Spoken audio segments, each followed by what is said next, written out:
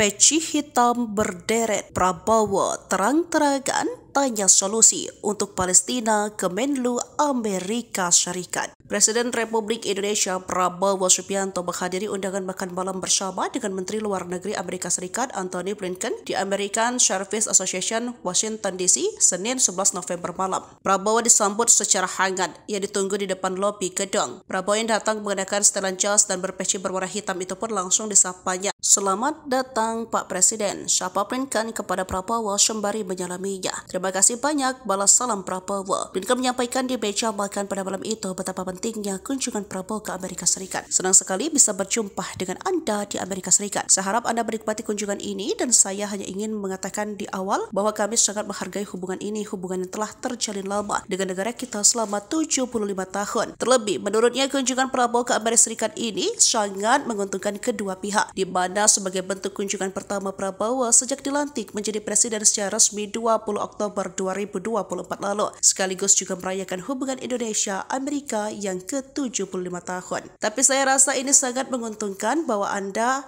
ada di sini, baru saja dilantik merayakan 75 tahun hubungan kedua negara kita. Dan ini adalah cara yang luar biasa untuk memulai 75 tahun ke depan. Terlebih Anda berkunjung di momen krusial ini," lanjutnya. Di akhir jamuan makan malamnya pun, Blinken menyampaikan pesan hangat ke Prabowo, semoga berkenan atas hidangan makan malam dan menikmatinya. "Saya harap Anda menikmati hidangan malam ini. Saya sangat menantikan percakapan dengan Anda. Terima kasih sudah datang," tuturnya. Usai makan malam, Prabowo juga sempat menanyakan kepada Blinken soal Palestina. "Bagaimana dengan Palestina? Apakah Anda bisa mencari solusi soal ini?" ujar Prabowo. "Kita saat ini sedang bekerja keras untuk permasalahan di sana," jawab Blinken.